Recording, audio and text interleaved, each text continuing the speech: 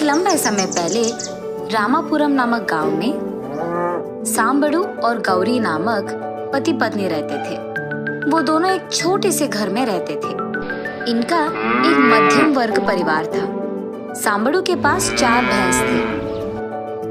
वो हर सुबह उनसे दूध निचोड़कर उस दूध को बेचकर पैसे कमाता था। आए हुए उन्हीं पैसों से वो अपनी जिंदगी चलाता था। वो उन भैंसों को उसके घर के बाहर बांध देता था। हर सुबह और शाम वो हरी घास को लाकर उनको खिलाता था। ऐसे ही एक दिन जब वो अपने भैंसों को घास खिला रहा था, एक गाय कहीं से आकर वहां मौजूद घास को खाती है। और क्योंकि सांबड़ू को जानवरों से बहुत प्यार था, उस गाय को देख वो सोचता है कि बेचारी भूखी होगी, इसीलिए उस गाय को कुछ नहीं कहता है। वो गाय वहां की घास खाकर चले जाती है। अगले दिन सुबह वो गाय वापस आती है और घास खाकर चले जाती है। ये देख सांबड़ू की पत्नी गौरी उससे ऐसे कहती है, सुनिए, वो गाय हर रोज हमारे पास घास क्यों खा रही है? वही मैं भी सोच रहा हूँ गौरी। जानवर है इसीलिए मैं भी कुछ नहीं कह पा रहा हूँ। ठीक है जी, लेकिन आपको पता है ना, गाय का दूध सेहत के लिए बहुत अच्छा होता है, इसीलिए उस गाय का दूध निचोड़ो, हम पिएंगे। ठीक है गौरी। ये कहकर दूध के लिए कटोरी लाकर उस गाय का दूध निचोड़ता है। लेकिन उस गाय के दूध को सोने के रंग में देख वो चौंक जाता है। गौरी, गौरी, ये दूध देखो, सोने के रंग में है। सांबड़ू की चीखें सुन गौरी जब वहां पहुंचती है, सोने के रंग में दूध देख वो भी आश्चर्यचकित हो जाती है। ये क्या है जी? दूध सच्ची में सोने का रंग है? वही तो मुझे भी नहीं समझ में आ रहा गौरी। तब वो दोनों उस दूध को लेकर घर के अंदर रसोई घर में उसे उबालने की कोशिश करते हैं। उबालते वक्त वो दूध सांबड़ू और गौरी की आंखों के सामने ही चमकते हुए सोने की गांठ में बदल जाती है। ये देख सांबड़ू और गौरी खुशी और आश्चर्य एक ही साथ महसूस करते हैं। उसके बाद सांबड़ू उस गाय को उसके घर के बाहर बांधकर उसको खाने के लिए घास देकर सो जाता है। सुबह उस भैंस और गाय को रखे हुए जगह को साफ करने सांबड़ू जाता है। उस गाय के पास जाने पर वो देखता है कि उसके पैर के पास फिर से सोने का गांठ मौजूद है। आश्चर्य में तब वो उस गोबर को एक टोकरी में डालकर घर के अंदर जाता है। घर के अंदर जाकर गौरी, गौरी ऐसे उसके बीवी को पुकारता है। अपने पति की चीखें सुन गौरी वहां जाकर, क्या हुआ जी? ऐसे पूछती है। अरे ये देखो, उस गाय का गोबर भी सोना है। वो देख खुशी के मारे गौरी ऐसे कहती है, सुनिए, शायद हमें इस स्थिति में देख भगवान ने खुद इस गाय को हमारे घर भेजा है। मुझे भी ऐसे ही लगता है गौरी। मैं अब इस सोने को शहर ले जाकर इसको बेचकर पैसे वापस घर ले आता हूँ। सांबड़ू शहर जाकर उस सोने को बेचकर पैसे वापस घर ले आता है।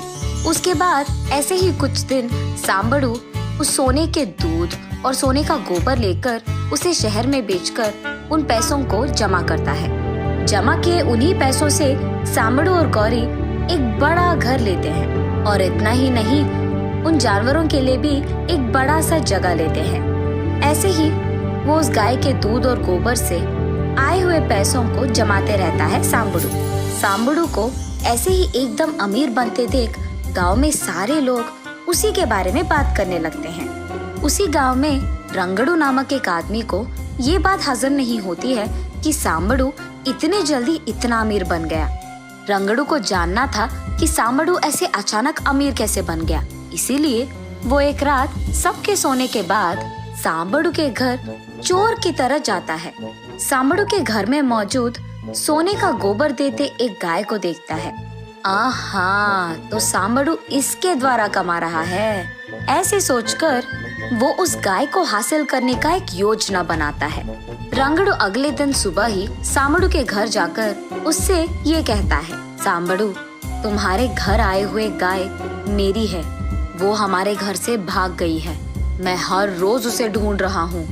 जब मैंने सबसे पूछा तो उन्होंने बताया कि तुम्हारे घर आई है, मुझे मेरा गाय वापस दे दो यार। ये सुनकर सांबड़ू, क्या ये तुम्हारी गाय है? नहीं हो सकता, अब मैं उसका पालन कर रहा हूँ, मैं नहीं दूंगा, ऐसे कहता है। कैसे नहीं दोगे? वो मेरी गाय है, बहुत पैसों से उसे खरीदा है मैंने। अब अगर तुमने उस गाय को वापस नहीं किया तो मैं तुम्हें पंचायत लेके जाऊंगा और वहां मैं सबके सामने बोलूंगा कि तुमने मेरी गाय की चोरी की है। तब वो गाय के साथ जुर्माना भी भरने बोलेंगे। पंचायती का नाम सुनते ही सांबड़ू बेचारा डर कर, ठीक है लेके जाओ, ऐसे कहता है। उस गाय को लेकर दुष्ट हंसी हंसते हुए जाता है रंगड़ू। उस गाय को रंगड़ू उसके घर ले जाकर उसे बाहर बांधकर उसके पास मौजूद सारे पैसों को दावे पे लगाकर उस गाय के लिए अच्छी गुणवत्ता की घास खिलाता है रंगड़ू। लेकिन बहुत खाने के बावजूद वो गाय थोड़ा भी गोबर नहीं देती है। दूध निचोड़ने का प्रयत्न भी करता है रंगड़ू, लेकिन दूध भी नहीं देती है वो गाय। लाख कोशिशों के बाद भी वो गाय रंगड़ू को कुछ नहीं देती है। फिर रंगड़ू को लगता है कि उस गाय को परेशान करने पर वो शायद दूध या गोबर देगी, इसीलिए वो उसे परेशान करने लगता है। लेकिन उसके बावजूद वो रंगड़ू को कुछ नहीं देती है। उसे परेशान करते हुए देख उस गाय को बहुत गुस्सा आता है, इसीलिए वो रंगड़ू को लात मारती है और उसके सींग से मारती है। तब रंगड़ू को लगता है कि वो जानबूझकर उसके पेट में सारा सोना छुपाकर रख रही है, इसीलिए 2 दिन उसको कोई भी घास नहीं खिलाता है। बेचारी गाय से भूखा पेट सहा नहीं गया, इसीलिए वो एक रात रस्सियों को तोड़कर वहां से चले जाती है। रंगड़ू के लालच के कारण ना उसे सोना मिलता है और ना ही उसके पास कोई पैसे बचे रहते हैं, इसीलिए वो रोने लगता है और इसी विषय को जाकर सांबड़ू से कहता है, मुझे माफ करो सांबा, वो मेरी गाय नहीं थी। मैंने देखा कि वो गाय तुझे सोना दे रही थी, इसीलिए लालच में आकर मैंने ऐसे किया। अब मेरी आशा ने ही मुझे निराश कर दिया है और मेरे पास कोई पैसे नहीं हैं। तुम क्या मेरी सहायता कर पाओगे? ऐसे विनती करता है। गाय के चले जाने की वार्ता सुन सांबड़ू बहुत निराश होता है। जब वो गाय भूखी थी मैंने उसे खिलाया, इसीलिए उसने मेरी मदद की है। मैंने ये सब कभी लालच में आकर नहीं किया, मैं सिर्फ अपना काम कर रहा था। ये सब तुम्हारे लालच के कारण ही हुआ है। अच्छा, उसको भूखा रखने के कारण ये तो होना ही था, अब भुगतो। ये कहकर अंदर चले जाता है सांबड़ू। सारे पैसे खोकर रंगड़ू रोते रहता है।